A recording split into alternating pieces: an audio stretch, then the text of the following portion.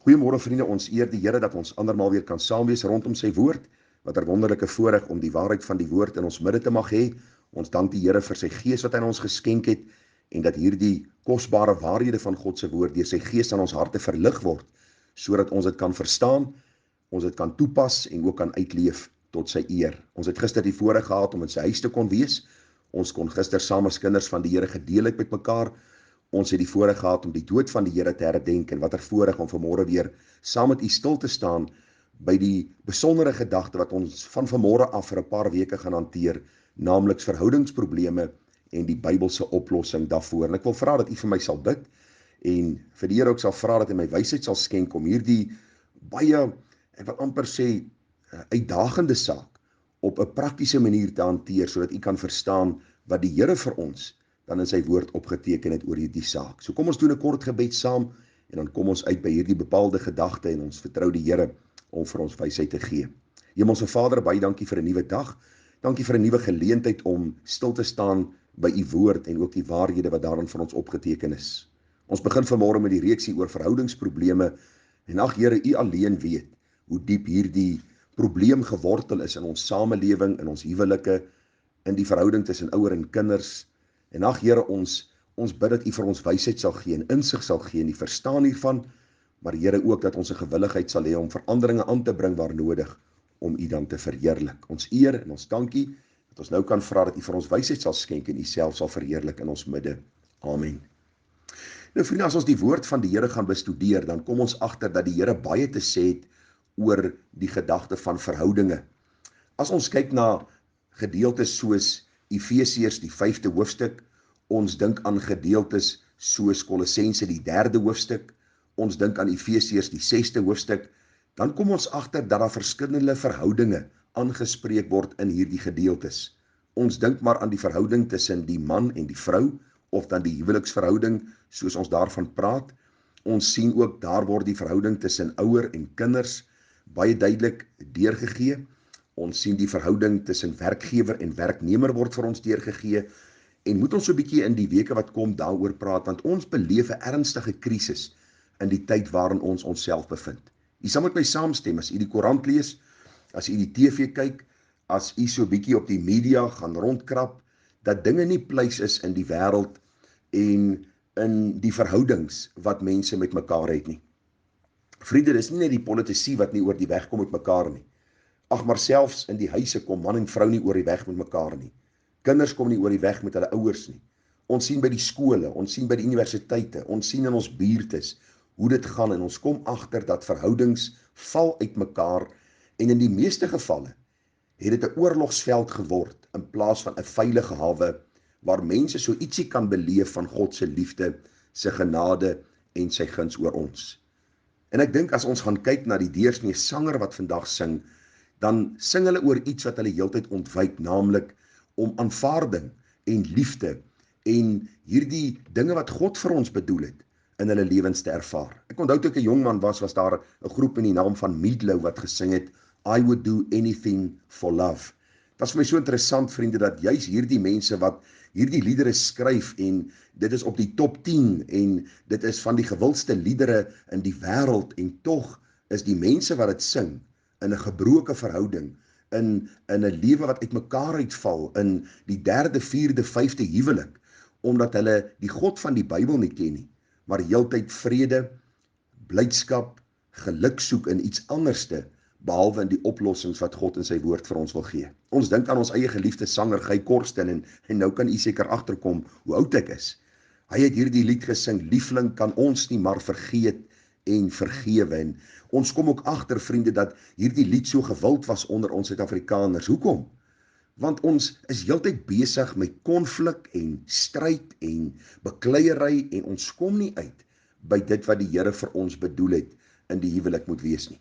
So in hierdie weke wat kom, gaan ek praat oor verskillende verhoudings. Ek gaan praat oor die verhouding tussen die man en vrou, die ouers en die kinders, die werkgewer en die werknemer, en ons gaan bietjie kyk wat die Here vir ons dan ook uit sy woord wil kom leer. Die vraag wat ons vanmôre moet beantwoord is, waar kom hierdie konflik, stryd en pyn vandaan, wat ons beleef, nie net in ons huweliksverhouding nie, maar oor die algemeen in verhoudings met mense oor die aarde. En ag vriende, ek dink die antwoord is baie duidelik daar in Genesis die eerste hoofstuk. U sal onthou dat die Here ons geskaap het na sy beeld en na sy gelykenis. Die Bybel sê vir ons dat hy die man geskaap het, hy die vrou geskape. Die Here gee die opdrag aan die man dat hy die diere name moet gee, dat hy die aarde moet bewerk en bewaak, en toe skape die Here ook die vrou. En die Bybel sê vir ons baie duidelik daar in Genesis 1 vers 27 en 28. En God het die mens geskape na sy beeld, na die beeld van God het hy hom geskape, man en vrou het hy hulle geskape. En God het hulle geseën en God het vir hulle gesê, wees vrugbaar en vermeerder en vul die aarde, onderwerp dit en heers oor die visse van die see en die voëls van die hemel en oor al die diere wat op die aarde kruip. En ag is besonder dat die Here ook vir hulle 'n blyplek gegee het. Want in Genesis 2 vers 15 lees ons, toe het die Here God die mens geneem en hom in die tuin van Eden gestel om dit te bewerk en te bewaak. En die Here God het aan die mens bevel gegee en gesê, van al die bome in die tuin mag jy vry eet, maar van die boom van kennis van goed en kwaad, daarvan mag jy nie eet nie, want die dag as jy daarvan eet, sal jy sekerlik sterwe. En hulle was albei naak, die man en sy vrou, maar hulle het hulle nie geskaam nie.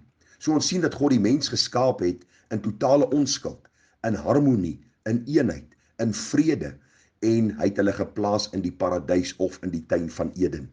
En ag vriende, ons sien hoe hierdie man en vrou dan saam geleef het in harmonie met God en dat hulle nie geweet het wat dit is om te argumenteer met mekaar of stryd, probleme en hierdie verwydering in hulle verhouding te ervaar nie. En toe gebeur daar iets en dis waar die probleem begin het. En u moet vanmôre dit tog hoor, want u sien ons soek die oplossing vir ons probleme op baie plekke en ons luister na baie mense terwyl ons nie wil luister na ons Skepper wat die probleem in die Bybel vir ons opgeteken het nie. Want wat gebeur? Die Bybel sê vir ons in Genesis 3, onthou die Here skape, die man en vrou, hy plaas hulle in die tuin van Eden, daar is harmonie, daar is eenheid, daar is vrede, en nou lees ons in Genesis 3 vers 1, wat die Bybel vir ons leer. Maar die slang was listiger as al die diere van die veld wat die Here God gemaak het, en hy sê vir die vrou, is dit ook so dat God gesê het, julle mag nie eet van al die bome in die tuin nie? Toe sê die slang vir die vrou, julle sal gewis nie sterwe nie, maar God weet, dat as julle daarvan eet, julle oë sal oopgaan, sodat julle soos God sal wees deur goed en kwaad te ken. So wat gebeur? Die duiwel kom en hy verlei vir Eva. En hy sê vir Eva, luister man, God wil hê dat jy van hierdie vrug nie moet eet nie, want hy weet die oomblik as jy hierdie vrug eet, sal jy soos hy wees. Met ander woorde, hy wil vir Eva sê, moenie tevrede wees met God se standaard nie. Daar is 'n beter standaard, daar's iets beter buite die Here en buite sy opdragte en buite sy woord. Die Bybel sê nadat die duiwel Eva mislei het, sien die vrou dat die boom goed was om te eet. En sy eet en sy gee aan haar man en hy eet. En die Bybel sê vir ons, hulle oë gaan oop en hulle kom agter dat hulle naak is en ewe skielik kom daar skaamte, kom daar verwydering. Nie net tussen hulle en God nie, maar ook tussen mekaar.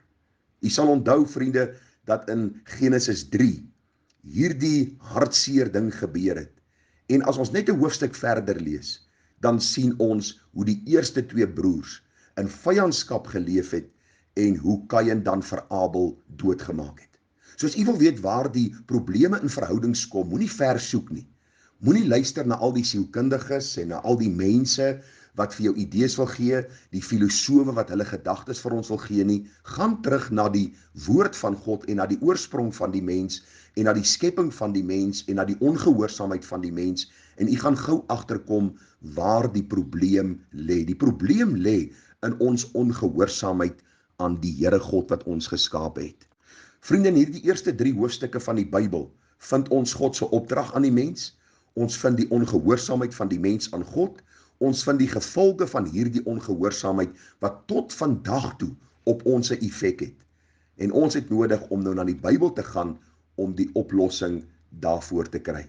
En ons gaan so in die dae wat kom bietjie daaroor gesels, ons gaan bietjie daaroor praat. En dis die gebed van my hart dat die Here vir ons wysheid sal gee daarin. Want u sien die Here gee vir ons kosbare oplossings, want hy sê vir ons daar in Efesiërs 5 vers 22, vroue, wees aan julle eie mans onderdanig soos aan die Here. Die Here kom na die mans en die Here sê vir die mans, so moet die mans hulle eie vroue lief hê, soos hulle eie liggame. Ons dink aan wat die Here vir die kinders sê. Die Here sê, kinders, julle moet julle ouers gehoorsaam wees in die Here, want dit is reg. Efesiërs 6 vers 5, diensknegte wees gehoorsaam aan julle Here na die vlees met vrees en bewering en opregtheid van hart soos aan Christus. U sien, elke verhoudingsprobleem word aangespreek deur die Here vanuit sy woord en daarom gaan ons in die weke wat kom stil staan by die verskillende verhoudinge, die oplossing wat die Here gee vir hierdie sondeprobleem wat verhoudings kom breek het en ons in hierdie situasie laat beland het wat ons onsself in bevind. Mag die Here ons wysheid gee in die verstaan van sy woord en mag ons dan ook vrede vind in ons verhoudings deur dit wat die Here vir ons leer uit sy woord en ons gehoorsaamheid ook daaraan.